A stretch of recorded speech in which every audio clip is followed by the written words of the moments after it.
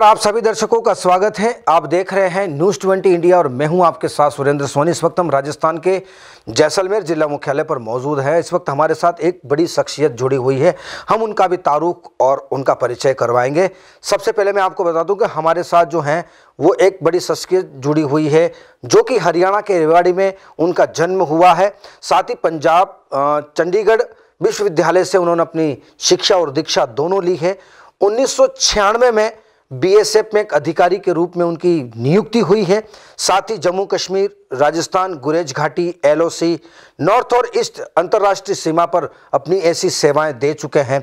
साथ ही मैं आपको बता दूं कि आर्टिलरी तोपखाने में रेजिमेंट कमांडर के पद पर वर्तमान में तैनात हैं। साथ ही आतंकवाद, नक्सलवाद और अंतर्राष्ट्रीय सीमा पर सराहनीय सेवाओं के चलते उन्हें अलंकृत भी किया गया है। साथ ही मैं आपको बता दूं कि ये एक सेना के जाबाज अधिकारी के साथ साथ ये एक कवि भी हैं, ये एक चित्रकार भी हैं, साथ ही एक अच्छे क्रिकेटर भी हैं, स्पोर्ट्समैन भी हैं और उसी के साथ योगा या योग से संबंधित एक साधक भी हैं। सीधा उनका रुख करेंगे, ज़्यादा वक्त नहीं लेते हुए। कुंवर सत्येंद्र सिंह जी, सबसे पहले आपका न्यूज़ 20 इंडिया चैनल में स्वागत है। थैंक यू वेरी मच, मुझे भी बड़ा अच्छा लगा जी। हाँ सर, आज बड़ा सौभाग्य है कि आज हमारे तमाम दर्शक एक बड़े अधिकारी से सीधा तारुफ हो रहे हैं, सीधा उनसे मिल रहे हैं। तो सर, मैं ज़्यादा वक्त आपका नहीं लेते हुए सीधे मैं अपने सवालों पर रुख करूँगा। सर, 50 वर्षों में बीएसएफ तोपखाना की सर क्या क्या उपलब्धियाँ रही है सर? जी हाँ, 2021 का वर्ष बीएसएफ तोपखाना का 50वां वर्ष है। 50 वर्ष पहले 1971 में, जिस वक्त 1965 का युद्ध हो चुका था और उसके बाद में भारत सरकार को और हमारे सेना के उच्च कमांडरों को इसकी ऐसा उनकी योजनाओं में, उनकी युद्ध से संबंधित योजनाओं में ये बात सामने आई कि अवश्य ही एक ऐसा बल जो भारत की सीमाओं पर दिन रात लगातार उसकी सेवा कर सके, उसको डिफेंड कर सके, उसको मैनेज कर सके, उसकी गार्डिंग कर सके और इससे संबंधित जो चीज़ें हैं उन्हें कर सके। और इस तरह से 1965 में, 1 दिसंबर 1965 में इसका बीएसएफ का गठन कर दिया गया। इस तरह से बीएसएफ के भी 57 साल पूरे हुए। बीएसएफ को अभी तैयार हुए 6 वर्ष हो चुके थे और 1971 में एक बार फिर से अपने देश में ये हालात हुए कि एक और युद्ध देश को लड़ना पड़ा। और ऐसे में जब ज़रूरत पड़ी कि हमारी कुछ सीमाएं ऐसी हैं जो बड़ी वास्तव में दूर दराज की सीमाएं हैं और उनको उस तरह से सुरक्षित नहीं किया जा सकता जिस तरह से कि वो किया जाना चाहिए, लगा कि एक तोपखाना होना चाहिए बीएसएफ का अपना। और इन चीज़ों को महसूस करते हुए उस वक्त के जो कमांडर थे और ब्रिगेडियर आरपी मित्तल साहब, उन्होंने इसका सुझाव दिया, ये मान लिया गया और इस तरह से पीजीए के रूप में, पोस्ट आर्टिलरी ग्रुप के रूप में उस वक्त में 20 पीजीए तुरंत जो है रेज कर दी गई और उन्हें बॉर्डर पर तैनात कर दिया गया। इसी दौरान जो है जहाँ ये तैनात हुए, ख़ासतौर से गज्जेवाला में, नाचना सेक्टर में, इन्होंने शानदार अदम्य साहस का परिचय देते हुए जंग लड़ी और इनको जो टास्क दिया गया था उसे बहादुरी से पूरा किया गया। और जब ये जंग ख़त्म हुई, जब वास्तव में ये सारी चीज़ें, ऑपरेशंस पूरे हो गए, तो डिप्टी कमांडेंट जोगेंद्र सिंह को वीर चक्र मिला, से उनको नवाजा गया। असिस्टेंट कमांडेंट के वर्मा, उनको सेना मेडल मिला। और इस तरह से इसने शानदार काम करते हुए और आगे भी जो जिस जगह पर भी ये तैनात हैं, आज अपने 50 शानदार वर्ष पूरे किए हैं।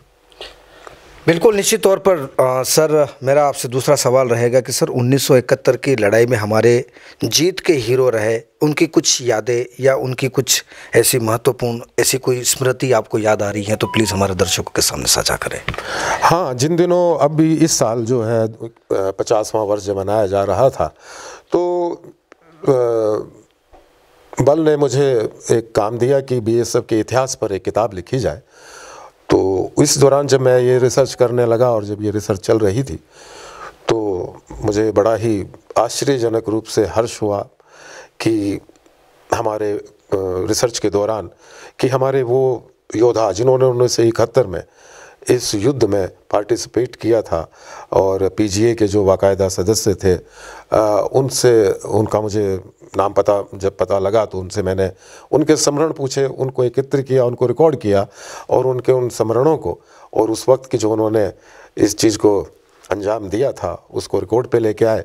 और इस तरह से हमें पता लगा, हालांकि अब उनकी उम्र जो है सभी की 80 साल से ज़्यादा हो गई है, तो उसमें पता लगा डिप्टी कमांडेंट GR चौधरी वो उस वक्त में उनके ट्रुप लीडर थे, सब इंस्पेक्टर प्रभत सिंह जो उस वक्त में गनर थे और हेड कांस्टेबल नखत सिंह जिनकी अभी सभी की उम्र 83 साल हो गई है, उन्होंने जो है इस किताब को रिसर्च पूरे करने में मेरा बड़ा सहयोग किया और मुझे उनसे एक नए रहस्यों से पर्दा उठा कि इन लोगों ने 1971 में जो है अपने देश की सेवा में और सीमाओं की रक्षा करते हुए इतने शानदार काम को अंजाम दिया था और BSF तोपखाना का नाम इतना ऊंचा किया था, जिसकी वजह से आज हम अपने तोपखाना को, अपने BSF को, इसके होने की वजह से हम और भी शक्तिशाली बल हो गए हैं। हम वो बल हो गए हैं कि जो अपनी सीमाओं की रक्षा हर हालात में, हर परिस्थिति में की जा सकती है, कर रहे हैं। सर आप एक जिसको कह सकते हैं कि एक रियल हीरो भी हैं और निश्चित तौर पर आपने 2 किताबें भी लिखी हैं, तो सर हम हमारे दर्शकों से आपकी वो किताबें भी साझा करना चाहते हैं। आप किताब का टाइटल बताएं, उस किताब का लिखने का सबसे बड़ा क्या रीज़न रहा, आपने क्यों लिखी है और उस किताब को पढ़ने के बाद कितने लोग लाभान्वित हुए हैं, कितने सच्चाई के पथ पर चल रहे हैं। बिल्कुल सही बात है कि जिन दिनों मैं स्टूडेंट था तब कविताएं वगैरह लिखते थे। साहित्य में मैं ज़रूर विज्ञान का विद्यार्थी रहा, लेकिन साहित्य में मेरी बड़ी रुचि रही और उस रुचि के चलते वो आज भी जारी है। अभी भी मैं कविताएं वगैरह लिखता रहता हूँ।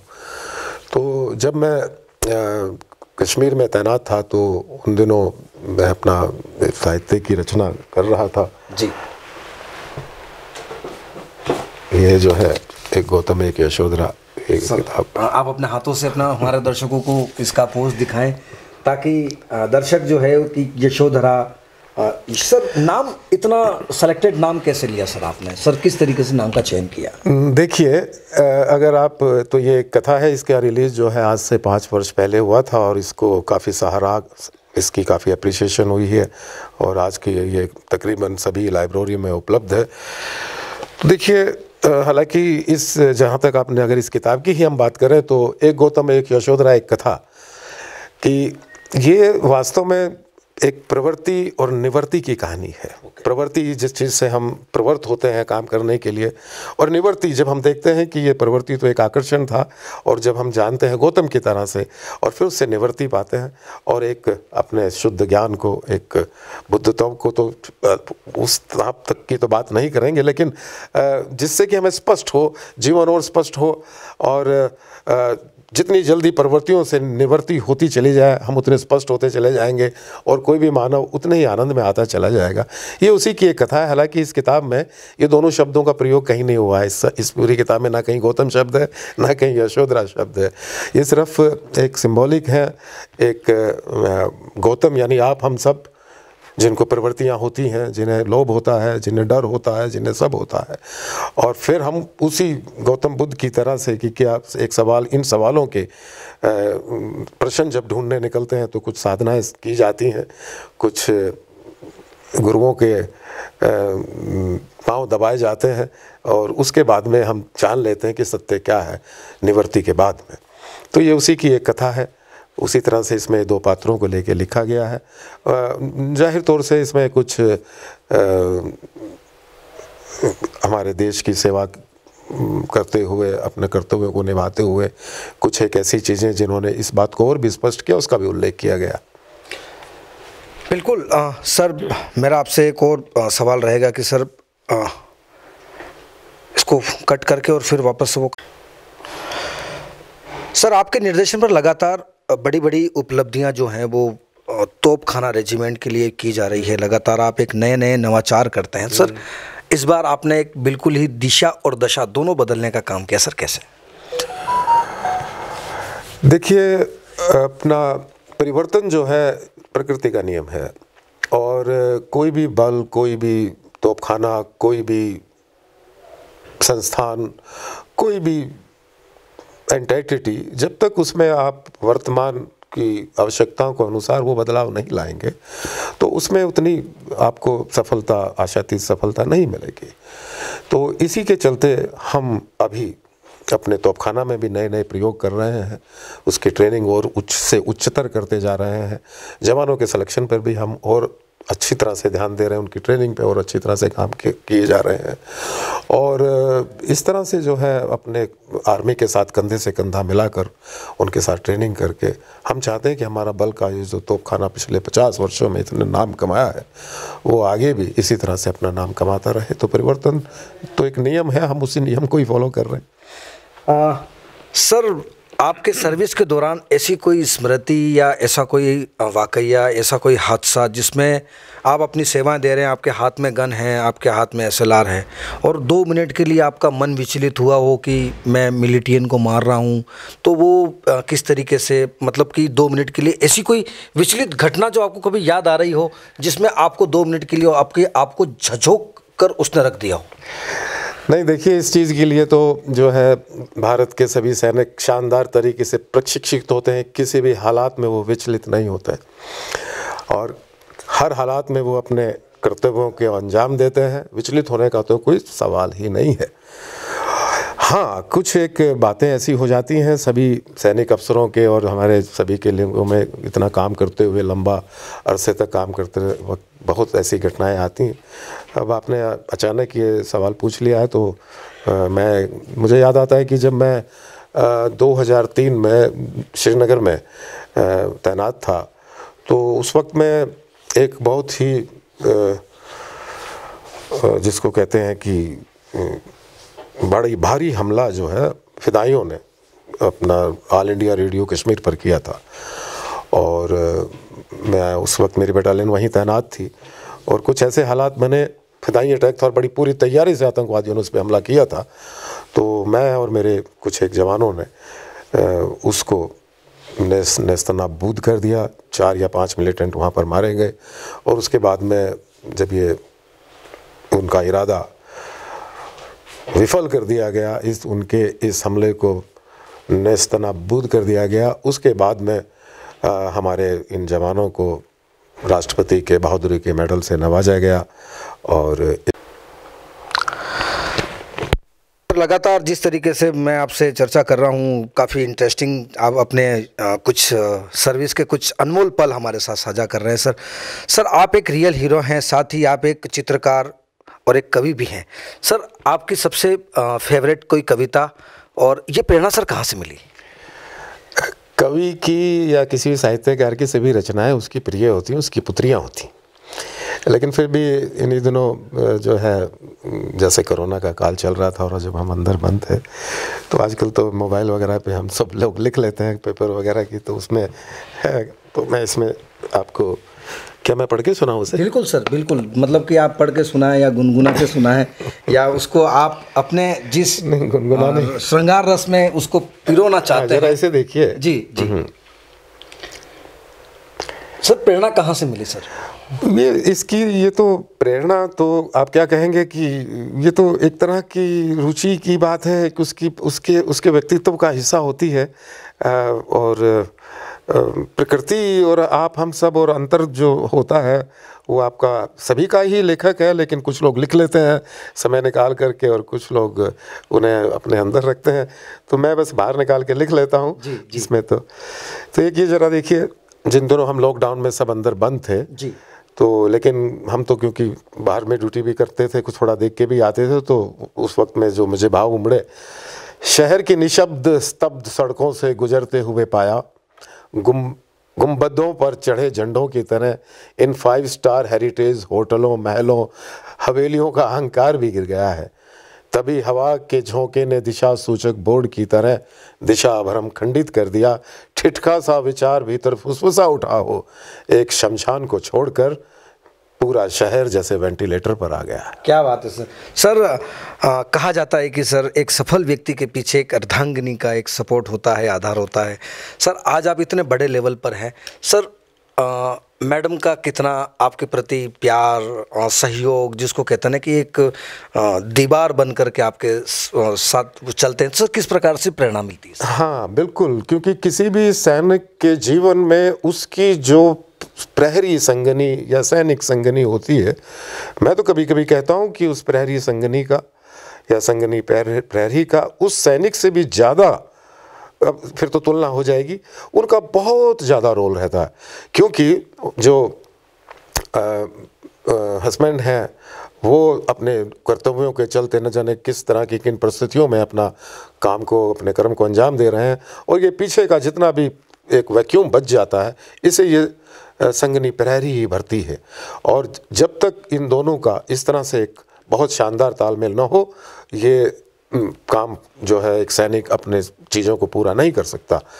जहाँ तक श्रीमती वीना शर्मा जी की बात है, वो वर्तमान में असिस्टेंट कमिश्नर बीकानेर में पदस्थ हैं। अपने देश की बिल्कुल जिसको कहते हैं कि सही अर्थों में योग साधिका है, और अपनी बीएसएफ में, अपने आर्मी में उन्होंने, और यहाँ तक कि एलओसी पे 17,000 फीट पे भी उन्होंने योगा के कैंप लगाए हैं। खुद भी बड़ी विद्वान हैं, उन्होंने इस पे भारत के इतिहास पर बड़ी शानदार एक किताब लिखी है, 2003 का पब्लिकेशन है। फिर उन्होंने प्राकृतिक चिकित्सा के ऊपर में एक किताब लिखी है, सड़ रतन। और इस तरह से, और वो क्योंकि जो कमांडेंट साहब की जो अर्धांगिनी होती हैं, वो हमारा जो बीएसएफ वेलफेयर एसोसिएशन उसकी अध्यक्षा तो अभी होती हैं, उसकी अध्यक्षा भी होती हैं। तो इस तरह से उनकी अपने घर के प्रति भी, और पूरी रेजिमेंट जो एक परिवार होती है उसको भी उनकी उतनी जिम्मेवारी होती। तो उनके सहयोग के बगैर, और जितने भी हमारे सैनिक हैं उनकी अर्धांगिनियों के सहयोग के बगैर ये ऐसा काम अंजाम नहीं दिया जा सकता। सर आखिरी और अंतिम सवाल आपसे करना चाहूँगा कि सर जवानों का हौसला बढ़ाने को लेकर के, उनके और उत्साह को दुगना करने को लेकर के सर किस प्रकार से आप नवाचार करते हैं, एक नए तरीके से, एक नई उमंग और एक नई शक्ति के साथ? देखिए, सीमा सुरक्षा बल के चाहे वो तोपखाना हो या कोई भी हो, उनके हमारे जवानों का प्रशिक्षण ही इतना शानदार होता है कि वो अपने हर परिस्थिति में मोटिवेट रहते हैं। लेकिन कभी कभी सामाजिक प्राणी है, हम भी सामाजिक प्राणी हैं, और किसी भी सामाजिक प्राणी को जब समाज से दूर रहता है तो जाहिर तौर पर उसके मानसिक स्तर पर, उसके भावनात्मक स्तर पर उसको असर तो होता ही है। तब ऐसे में जो है, जो हमारे दूर दराज के बॉर्डर हैं, वहाँ पर पहली बात तो उनकी दिनचर्या ही ऐसी है कि जिसमें उनको ये इस तरह के किसी तरह के अवसाद में या किसी तरह की उसकी उन्हें कोई दिक्कत नहीं आती। लेकिन फिर भी इसकी भी पूरा ख्याल रखा जाता है। तो जैसे शाम के वक्त में गेम वगैरह हो गए, आपस में जैसे रिक्रिएशन रूम्स हैं, टेलीफोन है, ये टीवी हैं, और वहाँ पर बीओपी लेवल पे जो गेम्स होते हैं, और भी सो मैनी थिंग, जितनी भी, और डॉक्टर्स भी हैं, और हर तरह की चीज़ें। और कमांडर हमारे जो हैं वो अपने आप में बड़े संबुद्ध, प्रबुद्ध, और सही मायनों में वो उनके हम सफ़र हैं, उनके हम नवा हैं, उनके रक्षक हैं, और एक परिवार की तरह से सब चलता रहता है। और जैसे कहा कि प्रशिक्षण और दिनचर्या ही ऐसी होती है कि जिसमें वो हमेशा उत्साहित रहते हैं और अपने काम को फर्स्ट क्लास अंजाम देते रहते हैं। और ऐसा अब वो वक्त तो रहा नहीं, बहुत अच्छा 2021 का वक्त है, हर तरह का परिवर्तन हुआ है, देश में भी परिवर्तन हुआ है, जवान लगातार उत्साहित है, उल्लासित है, प्रेरित है, मोटिवेटेड है, और बिल्कुल प्रसन्नता से अपने देश कर्म को, अपने देश की सेवा किए जा रहे हैं। सर युवाओं के लिए 2022 जो कि एक नए साल को लेकर के आ रहा है, नई उमंग को लेकर के आ रहा है, सर क्या संदेश रहेगा ताकि युवा आपके संदेश से मोटिवेट हो? देखिए, मैं अपने युवाओं को, हमारे बहुत सारे युवा कभी कहते हैं साहब हम भी देश की सेवा करना चाहते हैं, तो मैं उन्हें हमेशा कहता हूँ कि देश की सेवा कोई भारत की सेनाओं में आके या सीमा पे ही आके नहीं होती है। देश की सेवा आप अपने एक नागरिक का कर्तव्य निभाकर एक युवा जो आपको संस्कार आपको कॉलेज यूनिवर्सिटी ने दिए हैं उसको पूरी तरह से आचरण में लाकर अपने आप को अनुशासित रखकर, अपने आप को शिक्षित रखकर और किसी भी जगह पर किसी भी विभाग में जाकर देश की सेवा कर सकते हैं। मेरा उनको संदेश यही है कि वो स्वयं को अनुशासित रखें, अपने विवेक से काम लें, क्योंकि आजकल विवेक को भ्रष्ट करने के लिए, उसको दिग्भ्रमित करने के लिए न जाने कितनी चीज़ें आ गई हैं। अपने विवेक से काम लें, अपने अनुशासित रखें, मन का अनुशासन रखें और जो भी वो कर्म कर रहे हैं शिक्षा में या किसी भी जगह पर, उसमें बिल्कुल तन मन धन उसमें लगाएं। अपने माँ बाप का, अपने गांव का, अपने शहर का नाम रोशन करें। शेष सब कुछ पीछे पीछे आएगा और ये देश की सबसे बड़ी सेवा है। एक सच्चा नागरिक, एक प्रबुद्ध, संबुद्ध, विवेकशील नागरिक होना युवा को सबसे बड़ा मेरा देश की सेवा है और मुझे उनको ये संदेश नहीं है, आदेश है। बिल्कुल जिस तरीके से हमारे कमांडेंट साहब जो हैं काफ़ी कुछ गर्त में जाकर के हमसे ऐसी कई स्मृतियां हमसे साझा की है। निश्चित तौर पर हम हमारे तमाम दर्शकों को वो लाइव तस्वीरें भी दिखा रहे हैं कि कुंवर साहब सत्येंद्र सिंह जी जो हैं किस तरीके से युवाओं को मोटिवेट कर रहे हैं और निश्चित तौर पर इनके ज़िंदगी के जो सर्विस के दौरान जो उतार चढ़ाव थे वो निश्चित तौर पर एक बड़े लेवल के साथ में उन्होंने अपने आप को एक कॉन्फिडेंट होकर के कहीं ना कहीं पूरे तरीके से तन मन और धन के साथ में जो है वो देश के लिए समर्पित हैं, परिवार समर्पित है, साथ ही साथ इनकी आने वाली पीढ़ी भी जो है वो देश के लिए हमेशा समर्पित रहने का काम करेगी। कैमरा पर्सन दिव्यराज के साथ सुरेंद्र सोनी, न्यूज़ 20 इंडिया, जैसलमेर।